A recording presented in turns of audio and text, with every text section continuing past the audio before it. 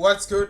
It's your boy, that lit fire DJ. I'm back with another reaction video. So today one reaction to Kendrick Lamar breaks Drake's DISS Not Like Us. Okay, let's see what this video is about. I know Chiggs is in here recording. So. Yeah. No Kid Smooth in here, right? So whatever you say, you know Chiggs gonna have everything up there. whatever you say, Chiggs gonna be on YouTube with it, man. Kendrick Lamar is now doing interviews as he sat down with Harper's Bazaar magazine, but obviously there has to be a little bit of a wrinkle with everything that Kendrick Lamar does. So this interview, even though it was for this magazine, it was done at the request of Kendrick by SZA. They get into mental health and motivation, and Kendrick says his actions are not motivated by anger, but understands that love and war both deserve to be acknowledged. Okay, so far I can say everything is quite okay.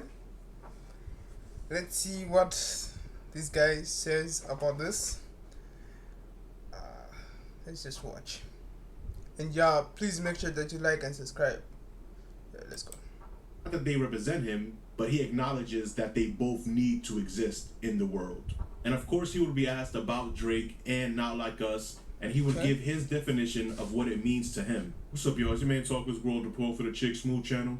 We gotta talk about this. SZA didn't waste any time. As soon as they sat down, she starts off saying, I want to ask you about your mental health. Do you feel like you suffer from mental illness or experience it ever? Or do you just feel like you're in a multitude of feelings and you're not putting a label on it? Kendrick would say, I grew up with that term.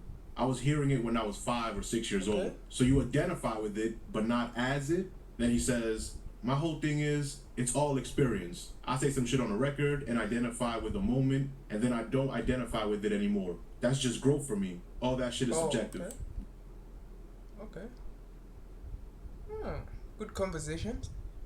I think it's good. Okay. Let's continue because I think this is going to be good. Then SZA says, it's giving self-therapy, which Kendrick replies, I think it's going back to my inner child, right? I was trying to understand myself, trying to find people I could relate to, how to identify myself outside myself. It sounds crazy to a lot of people. I really can see myself out of my body. When I do that, I have no judgment towards it. It's too many eyes on me to not remove myself. That shit is scary to anybody else. Which SZA focuses on and asks, are you scared? And he would say, no, because I've learned that I can't identify with my performances on stage. I can't hold my true whole identity to that person who's on stage. Because if I did, that means I would judge every movement, every time I mess up a lyric, every time I'm off key. It's too much to deal with. So I have to have a distance between the performer and the person I close my eyes and look at the ceiling with. I had to develop that tough skin at like 16 or 17 years old, not knowing it was not only for my career, but for myself. It's mentally ill for sure. And then the conversation gets a little more spiritual as before asking about God, SZA asks, have you done ayahuasca? And Kendrick says no, which she then replies to, what? What's this? I need to search this. I need to search this up because I actually have no idea what this is. Okay. So far, the breakdown is good. Okay, let's see more of the breakdown. Let's see what Kendrick says here. Surprised, saying, what? I wonder how you're arriving at all these conclusions. I want to talk to you about your spiritual practices. How many spiritual practices contribute to your day-to-day? And he says, all day, every day. She says, all day is ceremony? And Kendrick gets personal, saying, ain't no BS, ain't no cliche, but I literally talk to God. Like, it's to a point where I'll be starting to think I'm going crazy. But then he has to remind me, no, this is really me. Well, if that's true, and he does talk to God every day, how was Drake ever gonna win a rap battle against God? Drake said 20 versus 1, but I guess he missed a very important person. But Kendrick will continue, my early morning practice is that I have to run. When I started running, that's where I started to understand. There was this threshold of pain in the spirituality for me. I remember my shins was aching and I was like, I got 1 mile to go. Then I get whispers and downloads and start talking about shit that I want to know about. And next thing I'm 3 miles in, 4 miles in. I wake up and do it every day. She says, loss of self, you have to break yourself. And he replied, I have to. And then SZA would try to dig deeper into his internal creative and spiritual practices. As she says, I'm grateful for the God T. Sidebar, what do you feel like your top 3 contributing factors to self-transformation in the last few years have been? And he says, the power of honesty and being honest with myself, perspective about the person sitting across from me, and learning that vulnerability is not a weakness. That last one probably been one I'm still developing. To that, SZA will act. That was the interview.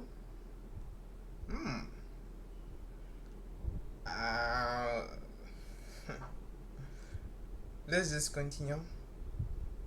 As which one was the most difficult, and Kendrick will talk about his childhood and how there is no growth without vulnerability. He says the last one was most difficult. She says why, and he replies, we talk about our childhood. I hate going back to that. It's traumatizing. My pops, he was tough. He was militant. As far as every day, you are expected to go to work, take care of your family. Yeah, this, I think he had a rough time, man. Just by reading this line. The pops, yeah. Because, like, really, like, some fathers, like, they don't, like, mess around with people. Like, they don't mess around. It's like, but anyways, I'm just talking too much. Let us react. Get back up to do it all over again. Being a man type shit, right? And he never showed no weakness. He never showed any emotion that could garner a one-up from the person sitting across from him. And I learned to experience that, not knowing I had them same traits, right? But for what I do, there is certainly no growth without vulnerability. If I understood the power of vulnerability earlier, I could have had more depth and more reach to the guys that was around me in the neighborhood coming up. You know, our parents, they never had these outlets to express themselves the way they wanted to. I've always looked at us as somewhat of a beacon of hope for them. I've always wanted to know, how does your mom feel about your self-expression? He would ask SZA. SZA would give a story about how her mom grew up and how SZA was able to give her mom freedom through her music. And Kendrick said, you did give her freedom. And SZA said, let's see what it...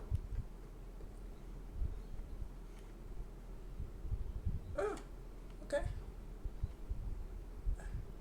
And she gave it to me. But she would turn that right into, when was the last time you cried? When was the first time you cried? And Kendrick would say, I would say the last time I cried was probably on Mr. Morale on the Mother I Sober record. It was deep for me. SZA would ask, would you say you've done more crying recently than you have in your life? He said, now? Yeah, I have to. She said, it's cleansing. And he replied, it might be easier for you though, which SZA... What did SZA say? Because, yeah, I don't really get what the conversation is about. I'm just nodding my head, like. But anyways, please make sure to subscribe to my YouTube channel now. Let us continue. The replies to, I cry all the time. I'm gonna cry right now because that's just beautiful. Wait, you didn't tell me. What was the first time that you allowed it to happen? Which then Kendrick says, the first time I allowed it to happen is documented, actually on stage. In 2011 when Dre and Snoop and the whole West Coast was out, and they was like, this is the torch that we were handing off. Dre passed me the torch, and a burst of energy just came out and I had to let it flow. My tears is all on the internet. And now I look back and I love that moment. I love that happened because it showed me in real time expressing myself and seeing all the work that I put forth actually come to life in that moment. And for those of you who don't remember, here is that moment. You got the torch, then you better run with it. Is this Snoop? I think this is Snoop Dogg. Yeah, this is Snoop Dogg, definitely. See, let's see what the guy has to say. Yeah. The breakdown is actually good. Okay.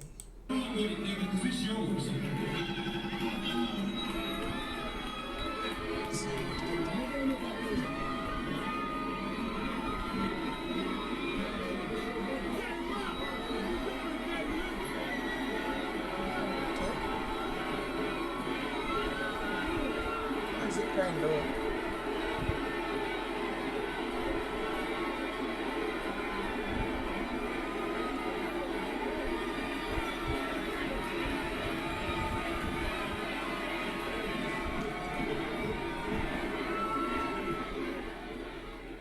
Then after a couple more questions, she would get right into the real question that we all want to know. Can I ask you a hyper masculine question?